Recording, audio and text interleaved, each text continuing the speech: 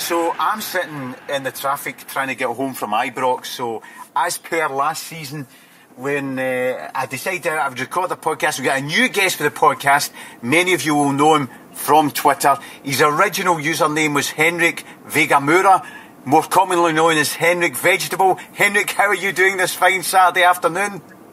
I'm doing alright, mate. You put me well on a Saturday, actually sober, watching a Celtic Rangers game. Fantastic. So, tell me, how was the game? How did you enjoy it? Well, to be honest, I thought the first 15 minutes or so, they came right out of the traps. I thought it was going to be very easy. All those bets, -1, looking very comfortable. But I suppose they competed a wee bit for half an hour or so. If you call competing just on toe-to-toe with us, I didn't really think they were under any danger at much point. And ultimately, second half, the class showed itself again, and it was fairly easy in the end for me. You talk about competing meant not getting a doing, because in the first 15 minutes, I just didn't think they could cope with anything we were doing, any of our movement, passes, they couldn't cope with anything. Absolutely. But I mean, until you get that first goal, you never know how it's going to go. So, for anything else, watching these games, they can be a wee bit nervous, but it certainly seemed as if everybody at the park was having a wee party, which is a wee bit more fraught, I think, sitting at the house, watching it in the couch, as I say, especially with no beers. But I really enjoyed it, mate. I don't like watching. I can't watch big games on the telly, because the stuff happens. Like, a ball gets flashed across goal at the game. You know that's all right because there's nobody there. On the telly, because the telly follows the ball, you can't see if there's a Rangers player coming in at the back post. That's what makes it more nervous. I think that's always been the case, mate. Always been the case. But at no stage today was I particularly worried about anything. Half chance at the back post for Morelos for the Tavernier ball, but other than that, what of note did they do? So I was at the game, so a couple of text messages at half time, so questions on this. First half, when Griffiths was claiming for a handball and they got a goal kick, was it a penalty, a corner kick or a goal kick? It's a corner kick, mate. It's came in on the boy's head. He doesn't know anything about it. It's certainly slapped him in the hand and rolled it the bar, but for me it would have been a corner kick all day long. But if I was the referee, it would have been a penalty. Okay, right. On to the one where it's Morelos, isn't it? The Mohican-haired guy. Yeah, Morelos goes in. Simonovic is about to put in a tackle, but stops. From what I saw on the Broomlawn stand, what it looked to me is Simonovic pulls out of the tackle. Morelos is expecting the tackle and dives. Well, he jumped over him, so everybody obviously, if you've not been there, every man and his dog is claiming for a penalty. Andy Walker, Spit, and the various pundits, I think even Lovenkrantz obviously agreed, and Chris Commons agreed it was a penalty. For me, if you're going to say, I'd have shouted for it, but certainly when I gave it. If you're going to do the he was jumping to get out of the road, well, for me then that possibly saying it was obstruction. He's going to give that. I think the referee probably called it right, wouldn't he, clear cut in any manner. I mean, it was genuinely half time. I got a text saying they could possibly have had a penalty, and I had to scratch my head what they were talking about, because they'd had a claim and then it had just gone by. Well, it'll be the talking point. I mean, it's just the way football is. You pick on an incident and make it a larger thing than it was. For me, it was something in the box. He went to make the tackle, he did go out, and the guy jumped over his legs. So I don't know how you call that as a penalty. But as I say, with my green vintage specs on, I'd have been shouting for it the other end. That's just the nature of it, isn't it? I just have to say, I'm currently in the car on the junction of Govan Road and Galsby Street. In the old Govan Arms, which anybody who knows it is a big Celtic fan pub, they have they've got a number of scarves tied to a pole with a sign saying "We are all Lee Griffiths." I thought Lee Griffiths was excellent today. I seen him rub a bogey on a flag. I seen him with a scarf. He must have been a handful for his mom and dad. The boy just can't help but get involved. Go to love him for it. And that there, 67 league goals and 100 starts, phenomenal, absolutely phenomenal. Although, saying that for the first half, he wasn't really at the races. Yeah, I don't think he played that well, but definitely for me in the second half. And for me, looking at the match itself, I thought Scott Brown was head and shoulders our man of the match, even though the TV gave it to Patrick Roberts. Oh, TV gave it. Now, see, here's the feedback I'm getting. So I've come from the game, I've been in the car listening to Radio Scotland talking about how that's Rangers now under Pedro Caixinha lost 9-1 in aggregate over 3 games, 2 at Ibrox and 1 at Hampden. So they're 9-1 in aggregate down under Caixinha and yet to play at Celtic Park. Talking about how he's wasted £8 to £10 million on transfers, how they are no better than they were last season, and how at least you knew the system that Warburton was playing. They don't seem to have a system under Caixinha. And I'm getting texts saying that Sky are saying the gap between the two clubs has narrowed. I think they're just clinging out the fact they didn't get an absolute doing. The gap is as wide as it's been because we've got better, and I don't see. I don't know, they say they're competing a wee bit. They've got that wee hothead up front who I think's a goal scorer. But I mean, who's their marquee signing? Dortmund. Absolutely anonymous in that game, as I say. Brown dominated that midfield for me. I thought Armstrong played really well as well. For me, Roberts definitely had their throwback on post the full game. To me, it looks like he's lacked a wee bit of match sharpness, but he's definitely coming on here. I mean, for me, Brown absolutely bossed that midfield. I mean, they've got the guy Pena, who, you know, I have heard from someone who's very close to Graham Dorrans that, you know, he maybe enjoys a night out every single night before training the next morning because it smells like it. And they had Pena on Brown, and he just couldn't get near him. And I just thought, we absolutely bossed. See the thing about closeness. We annihilated them. We absolutely battered them. And I've just heard the stats. 18 shots, 7 on target is apparently identical to the stats for the 5-1 game, the last time we played them. It was. As I say, we just lacked a wee bit of quality in the final third today. They just no quite there, but it could easily have been 4 or 5, easily. As I say, I think every man in his dug was betting Celtic -1, 13-8 or whatever it was, you know. So there were a few boys having a beer on that result tonight, that's for sure. I was a bit disappointed because I actually had Celtic to win by more than 5 goals, so I'm slightly. Yeah, that is what's been called a greedy bastard, Carl. Oi, I don't think so. I think the gulf between the two teams. Do you know what I noticed? You probably stuck a fiver on that when everybody else is sensible will be sticking 50 quid or 100 pound on -1 and paying for their night out. There's no point in betting if you're not gonna go for it. Also had Boyata to score as well, anytime scorer. No, it's good to see him back. He's a definite threat for set pieces, and he looked a lot sharper today than he did during the week. But as I say, that will come. It's amazing looking at the bench. The brought players like Charm and you're sitting with them belly at the bench. I mean, it's as strong a Celtic squad as you can recall. There's no doubt about that. The gulf between the two teams for me was demonstrated when I saw that team and I saw the bench. The first thing that went through my mind was all 7 of our subs would get in their first 11.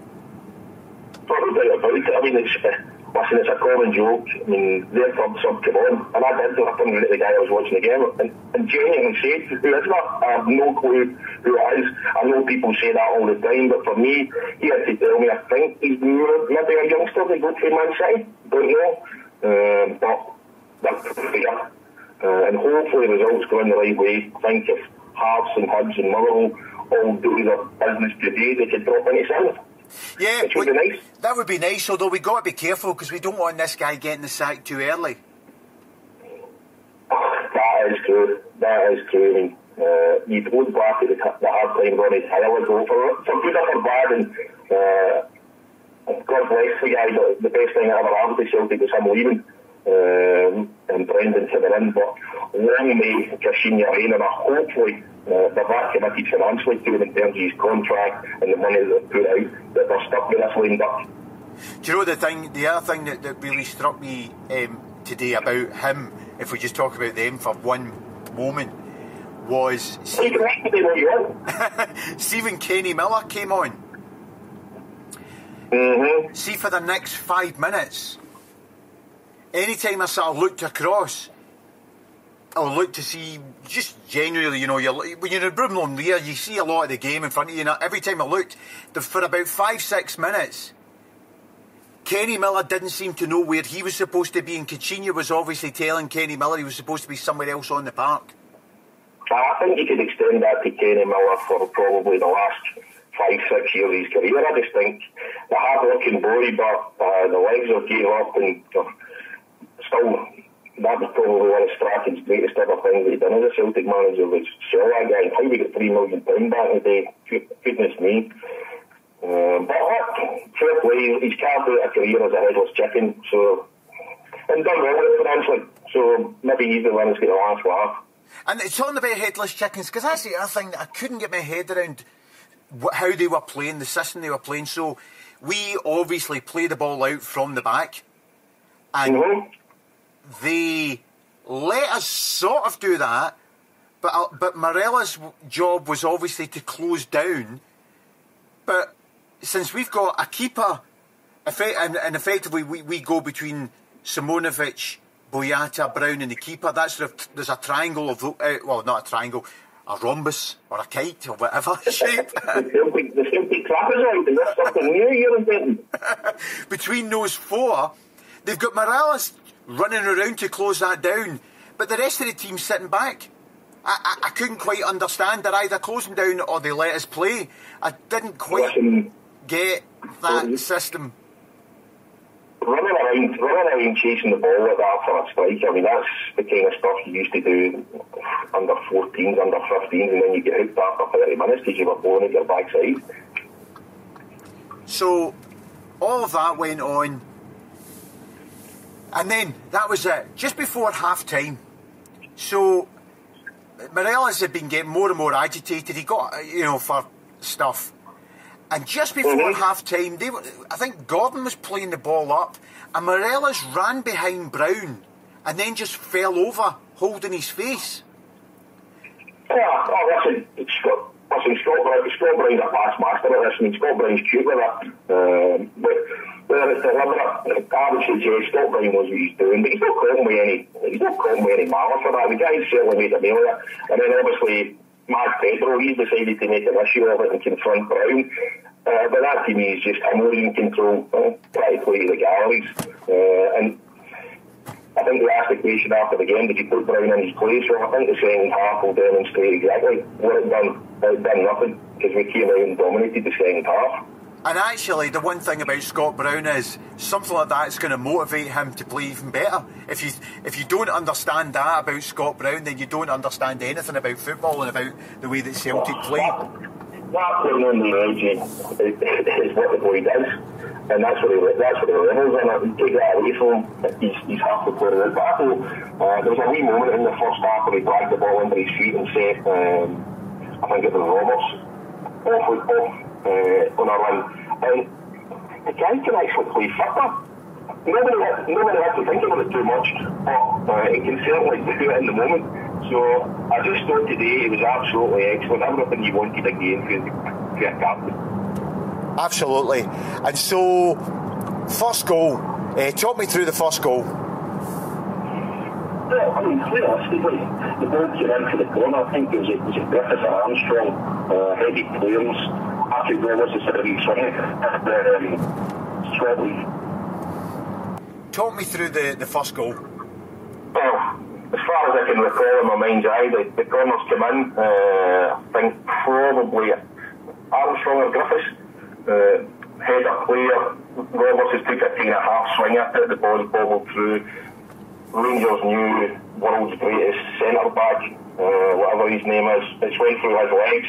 It's dropped at Tom Rogic, and he's done what he does, and that's just wrapped his left foot through it and buried it high into the top of the net. At the same time, the Rangers defender has kind of jumped into it, Reggie Blinker style, you know, half heartbeat. Yep. So not the greatest moment for him, but from that moment on, it's party time, and I'm sure in the stands he's enjoyed every bit of it just as much as we did watching. Yeah, I mean, I put a thing on Twitter which a few people have disagreed with, and I know it's being harsh, but you have to summarise in 140 characters.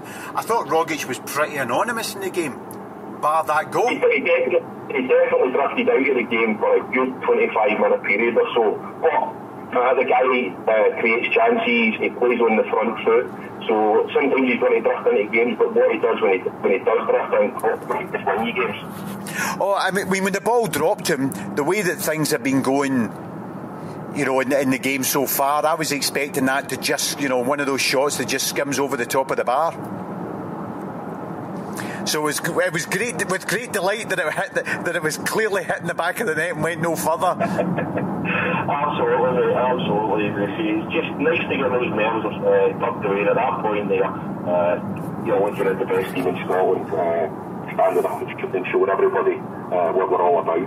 Yeah, because once we go 1-0 up in that type of environment domestically, you just cannot see then coming back into it. I mean, the play was held up shortly after the goal because some fanny threw a flare onto the park. I've seen that. Listen, these things happen. I'm not going to get too wound up about it. Anything that annoys the other three stands, I'll take a little bit of that. I don't think it's... So, after that, at 1-each, was it 1-each where Gordon pulled off the save that he pulled off?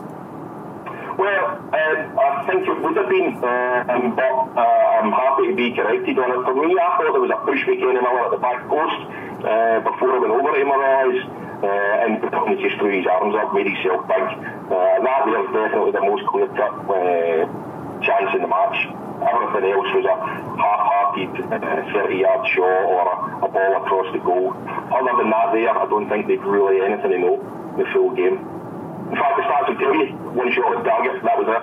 But that was it, so that was their shot on target. That header was their attempt on goal. Absolutely.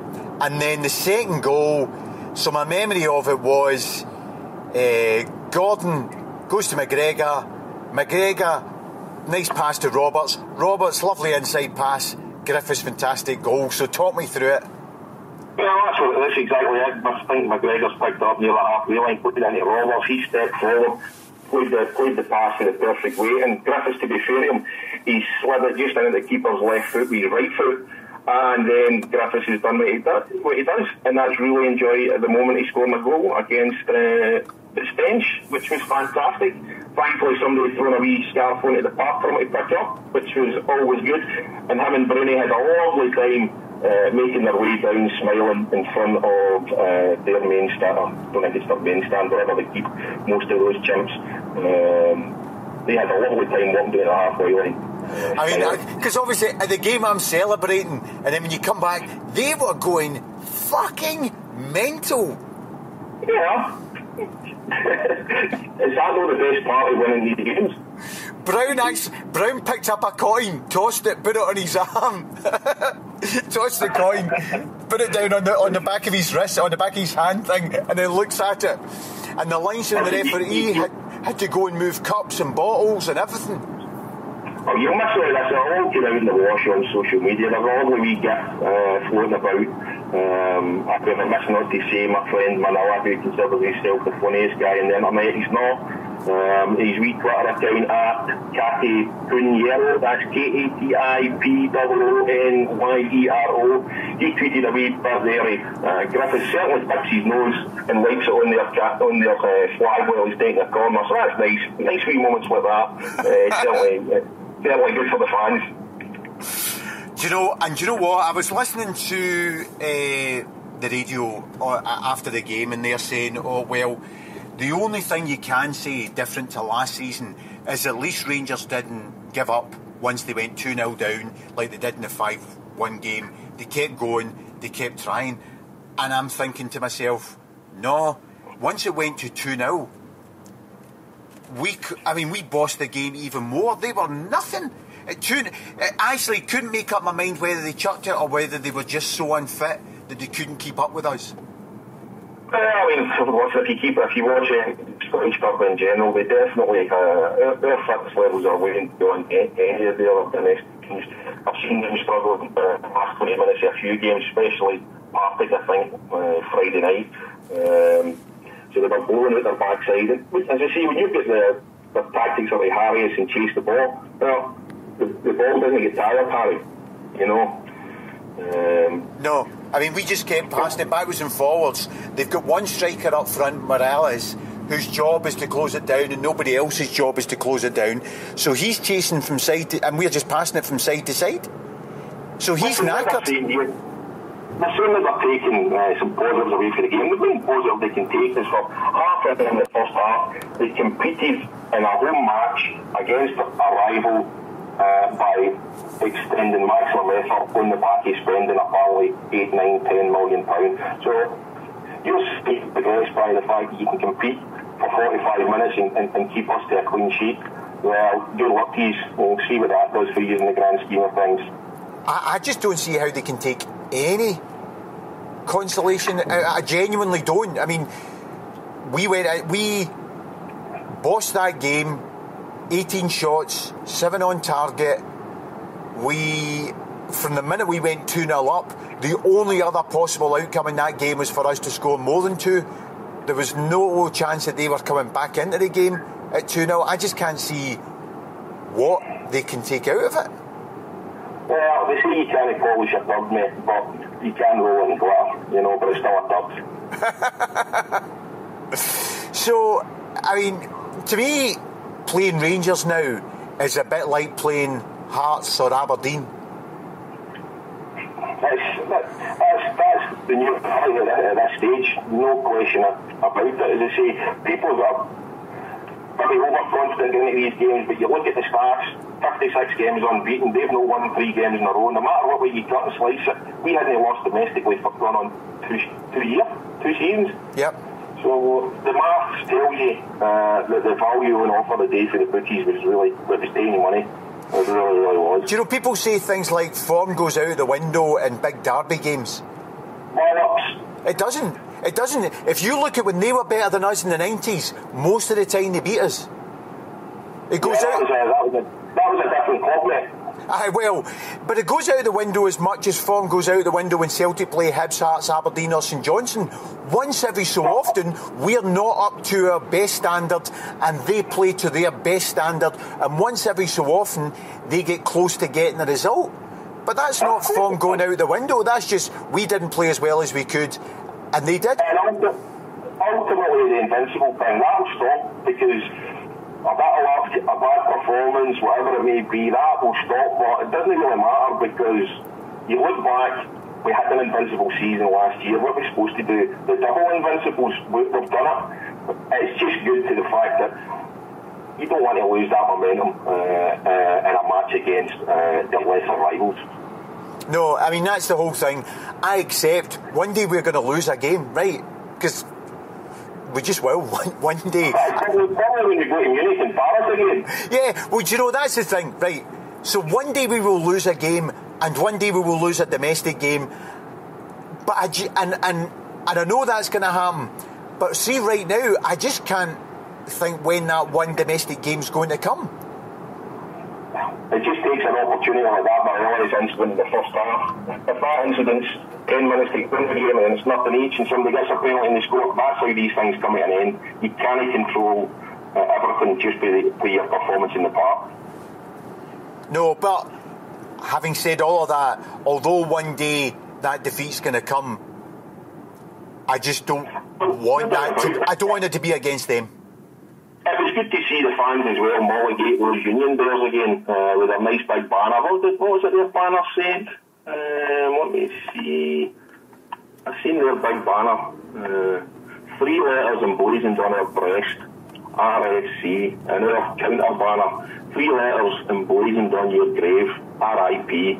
Fantastic stuff. Getting to know these things in advance. Must be so annoying for these Union Bears, all that hard work. And then somebody gets a wee nodding a wink to what they're up to, and then we unfurl that just to noise them up and take the wind out of their fan sails. Love that kind of stuff. See, I was in the Broomloan rear, so I'm oblivious to this. I didn't know that we'd done that. It's the full in the front of your stand, mate. 3 letters emblazoned on your grave, R.I.P. I mean, in that lovely Green Brigade font.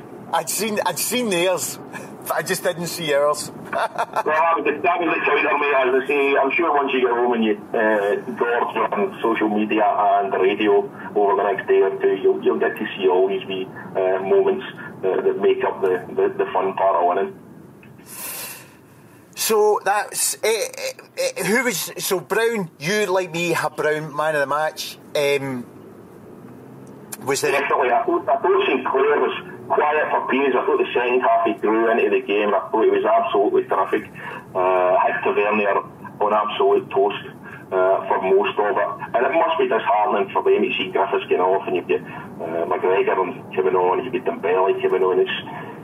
And that poor wee guy who got ran ragged by Roberts, and then he's got the fresh legs of Forrest to face.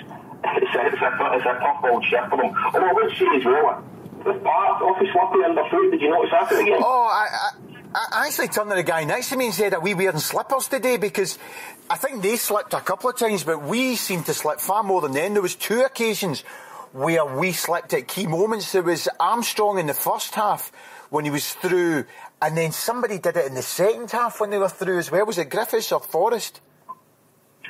To be fair, Armstrong wasn't one for the highlights, really, just kind of his feet went for under him. And speaking of the highlights, one of the best moments was obviously when Josh Windass decided to, on the back of a challenge to Kieran Tierney, to take out his manager. Oh! And that was a nice wee moment. Do you know, that's going to turn into a GIF, and the other thing that's going to happen about that is if any press photographer got that picture, they will... That sums up. You know, like Tony Mowbray was not going to be a successful manager, but also things went wrong under Tony Mowbray as well. You know, so when things are going badly, they continue to go badly. And I just think, see that wee bit, that wee moment, and if any photographer got it just as Caixinha's up in the air. No, that's the gravy. That's what you live for. Yeah. That's the absolute gravy, the cherry on the cake, and that's what I'll be looking forward to watching. I watched it in the neighbours today, so not a Celtic fan, not a Rangers fan, so it's interesting. You're watching it with a neutral, but he said the same, 5, 6, 7, any score you want if you really need it. So that's that. We've got the game against Anderlecht now coming up midweek. Yeah, we've got a double header with Anderlecht, which is effectively UEFA qualification campaign for after Christmas, to be honest. Yeah, it's Europa League stuff. I mean, I was disappointed that they've sacked their manager just so... It was just 10 days away, not like 2 or 3 games away. You're just a wee bit... You're always fearing the dead cat bounce when a manager goes. Yeah. But they're mid-table. They sold their best players just before the transfer window. Was it not that they lost their player when Mbappe was sold to PSG? Did they not lose their star player or something? I'm not even going to pretend to say that. I know the answer. No, I don't know either. I only know because somebody told me that, so it's not. I pay no attention to any football other than Celtic, which is actually the thing about. Just very quickly as an aside, when I was watching the Rangers Thistle game when they drew the other week, was you realise what the problem is for lesser teams, because when I'm watching a Celtic game, I'm only watching Celtic, so you're not really paying attention to what the lesser team does, and you realise, because you're watching I didn't watch all of it, I watched about 20 minutes of the Thistle Rangers game, and you're thinking, when Thistle are coming through, just play that ball, and the guy plays the wrong ball, and you realise the difference between the quality of players that we've got and one of the biggest differences in the players of lesser teams like Rangers or whatever. They just make the wrong decisions when they're in key moments in the game. They make the wrong pass, they play the wrong ball. That's the difference. You tend to get what you pay for in life, unfortunately. As you say, the gap between us and the rest of the league at times is the same as the gap between us and PSG. I mean, it's just the gap's exponential here, and the gap at the upper echelons, we're trying to compete is exponential. So we're kind of caught in the middle there. Yeah, although the difference when a lot of the Scottish media last week were making a big thing of that very point of the goal between Celtic and PSG is the same goal between Celtic and Ross County. I felt that what they were missing out on is football is a game of weakest links. You know, all statistical analysis of football is, you know, like in basketball, for example, you sign a really top player. If you sign the most expensive player, you're likely to win some, you know, they win in basketball, I don't know, World Series, whatever. If we signed Neymar tomorrow, we still wouldn't win our group in the Champions League. One player wouldn't make that difference. But if we make our inferior players better, that gives us a better chance. Listen, we've got a manager that's improved guys that I thought were inferior to the point of I had to reassess several of our players. You know, a lot of it's down to the management as well. And our guy is all about making the best out of what people's attributes they've got and improving them. He's a coach. Aye. He's a coach, there's no doubt about it. I think he likes to spend money, I think he'd like to spend more. Sometimes in the Champions League, he's still getting a handle on that in these big games. You know, go defensive against Barca, take a down, go a wee bit offensive against PSG, take a down. So we're definitely learning there, but you can only learn by being at the races. Yeah, but the point I would make about the lesser player thing is we couldn't afford the most inferior player in the PSG team. We couldn't afford his salary. But our top guy in terms of value is a PSG youth player. Yeah, but Ross County can afford to pay the wages of our most inferior player. So there is a bigger gulf between us and PSG and us and Ross County in terms of money. Back to the original point, we've got this game coming up next week, and we've just got to go there, and we've got to go toe-to-toe with them, and we've got to come back to Glasgow with something. And if we come back with something, then I would suspect that might be enough, given our last game against them at home, to take us into Europe after Christmas, which would be the realistic goal that I would imagine Brendan's trying to set this year, because I know he's all about setting goals. Oh, I think that is one of his 10 targets, whatever it is, and that's the point I made in the last podcast. We had the League Cup, we had Ross County, the League Cup game, the Rangers game, and Anderlecht. And I think I said, if we win those 4 games in a row, then we become favourites for the treble and favourites to be playing football after Europe. And if we were to win in Belgium, you've got to say we are favourites to finish at least third in the group. No, absolutely. I mean, let's be quite blunt about it here. We're just in the September weekend. Put a line through Rangers this season. They're done. They've got nothing to bring to the table in terms of competing. Going for 55, I noticed they don't really have many day banners up at this moment in time. No. Never had them on their stands at the start of the season. So we'll just have to get on with our business. 2 games away to the first cup again. If you can knock that domino, you might end up sitting here a month or two's time talking about Invincible again, possible trebles. But for me, the main goal would be get a couple of decent results in Europe and get there beyond Christmas. That would be the main thing for me, I think. Although big trebles are nice. Oh, absolutely, they are nice, and I think Brendan likes setting history at Celtic. I think he'd quite fancy a back-to-back treble. Interestingly enough, I was at a wee thing during the week there when Brendan was speaking at it, and he was asked about any player for any other Celtic era that he would have in his current team, and he just went on a nice wee 5-10 minute anecdote about Paul McStay, how that was his hero, and how he'd met him when Paul was over for his dad's funeral, and how he'd come into the park with his shirt and tie on, all humble and all that carry on. But it was Paul McStay was probably my hero growing up. He was for many people in my age, so it was good to hear Brendan say that. A lot of people wouldn't agree with it, but it was a nice wee story that he told about meeting Paul. So that was just a nice wee thing that Brendan Rodgers was speaking of during the week there. Right, so what's your expectation for Tuesday night? A draw? Wednesday night, sorry, Wednesday. I'd take a draw. You know what we're like, we're always liable to concede a goal when we're travelling away. But, listen, if I'm going to make it my first prediction ever on air, I've got to go for a victory. So I'm going to say 2-0 to Celtic and actually keep my clean sheet. Don't know why, but that's what I'm going to do. Alright, well with that, Henrik Vegetable / Vegemura, I will say thanks very much. Thank you, enjoy the rest of the weekend. Cheers.